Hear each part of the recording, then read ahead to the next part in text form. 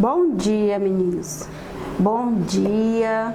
Eu espero que todos estejam bem, estejam assistindo às aulas. E a tia está com saudade, mas no segundo semestre, com fé em Deus, nós estamos juntos novamente. Por enquanto, nós estamos em casa, então se cuidando. E com fé em Deus, tudo vai passar. Tema muito importante, hierarquia urbana. E também pontuarmos alguns conceitos importantes de urbanização. Antes da gente começar, você já sabe, se inscreva aqui no nosso canal, ative aqui o sininho para você ficar por dentro de todas as nossas atualizações. Vamos lá?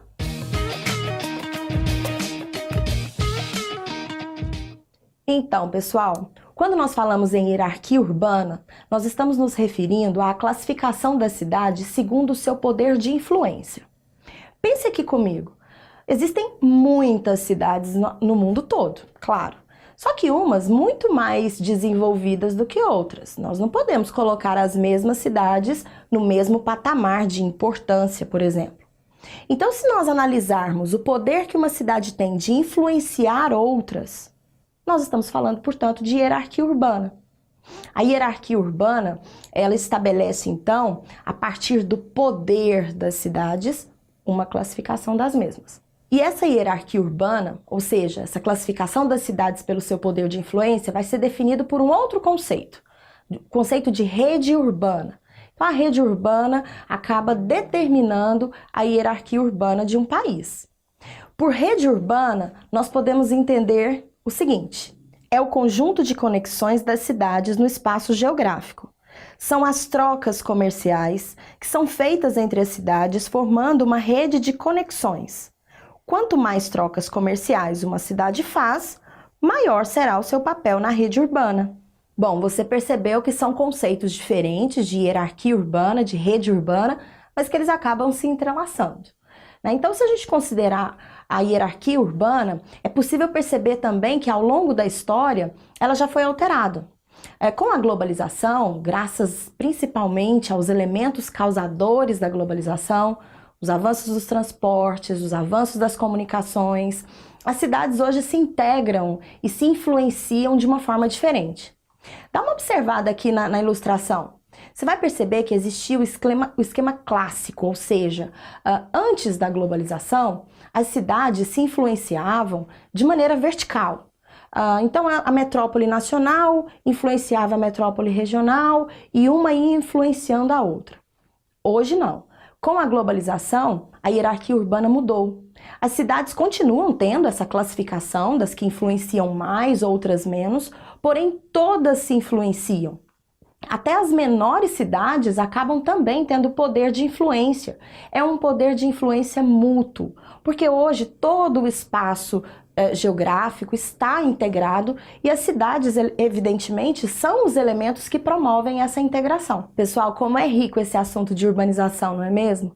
São tantos conceitos, são tantas coisas importantes. Se você ainda não assistiu a nossa aula sobre urbanização, não deixe de assistir, ó. Clica aqui no link.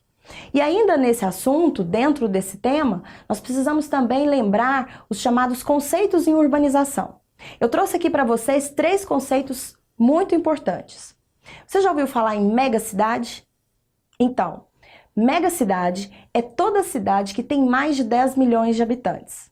Não importa se é uma cidade com grande poder de influência, se é uma cidade de um país desenvolvido ou não. Apenas o número de habitantes define uma megacidade. Como a urbanização ainda é muito intensa em países subdesenvolvidos, o número de megacidades vem crescendo fortemente em todo o mundo, especialmente no grupo dos países periféricos. Outro conceito muito importante: cidade global. A cidade global é a cidade que carrega a maior parte dos vetores da globalização. Podemos dizer que são as cidades mais importantes do mundo, independente do seu número de habitantes.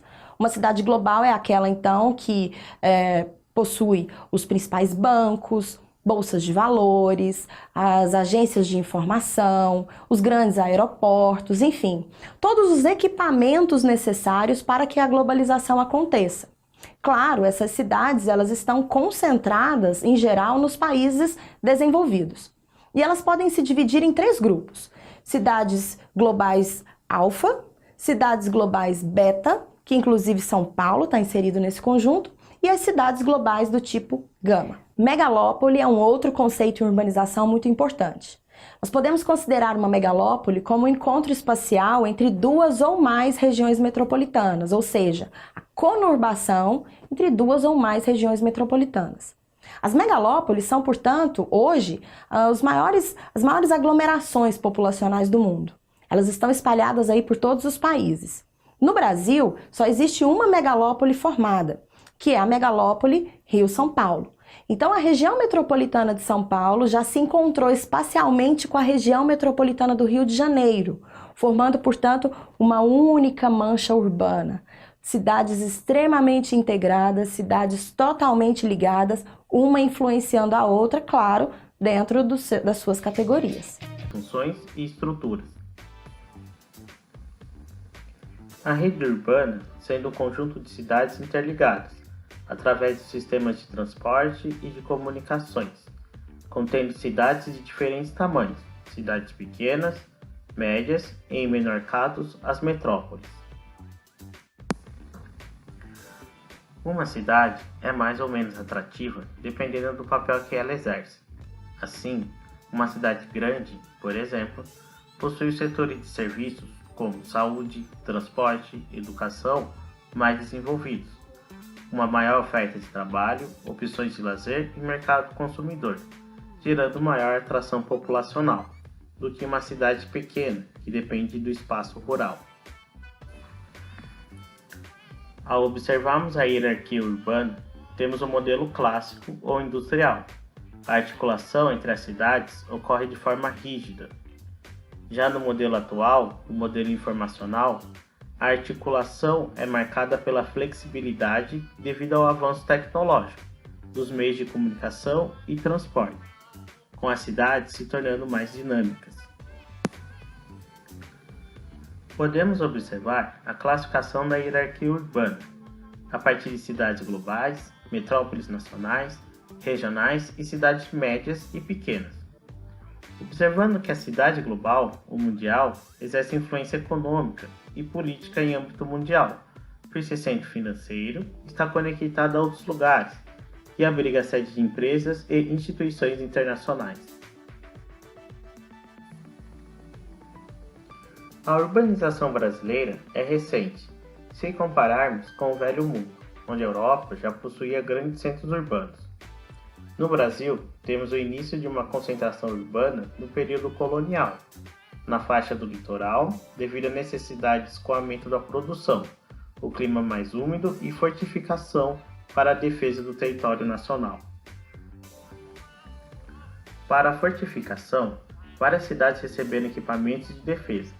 O objetivo dos portugueses era assegurar a soberania sobre o território descoberto, como o Forte de Santo Antônio, construído em 1534, antes mesmo da inauguração da cidade.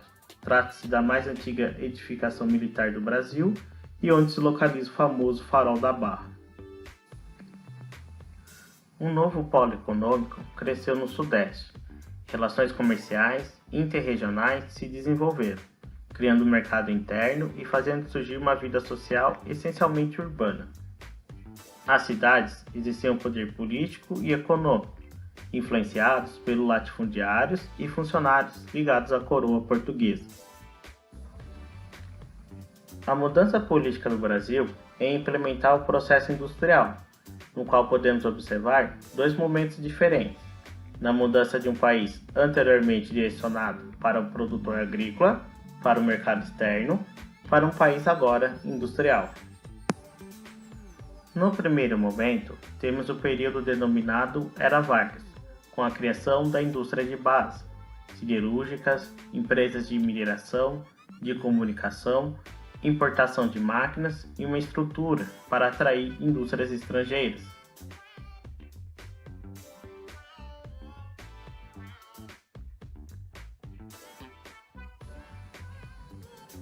Já no período de Juscelino, a aceleração industrial se deve à abertura da economia para a entrada de empresas estrangeiras no Brasil em busca de um mercado consumidor. Interligado pelo aproveitamento de extrativismo mineral e a produção de aço em Minas Gerais, o Porto de Santos, as estradas de ferro e a economia produzida durante o ciclo do café, no fortalecimento econômico do eixo Rio-São Paulo. A formação das duas grandes metrópoles brasileiras, São Paulo e Rio de Janeiro, que apresentam grande complexidade devido a uma rede urbana conectada a regiões metropolitanas, formada pela conurbação de municípios interligando uma única mancha urbana. A união do espaço urbano entre as metrópoles de São Paulo e Rio de Janeiro formaria o que nós chamamos de megalópole. Sobre a hierarquia urbana brasileira, essa teoria não é estabelecida apenas pelo tamanho da cidade ou pelo contingente populacional, mas especialmente pela quantidade e variedade de bens e serviços oferecidos. Quanto maior é sua importância no processo produtivo, maior sua colocação na hierarquia urbana. Segue uma estrutura vertical de poderes. Portanto, a grande cidade exerce grande influência econômica sobre as cidades médias e pequenas. Temos São Paulo como a grande metrópole mundial, e demais metrópoles regionais, como é o caso de Campinas, Ribeirão Preto, São José do Rio Preto e Sorocaba.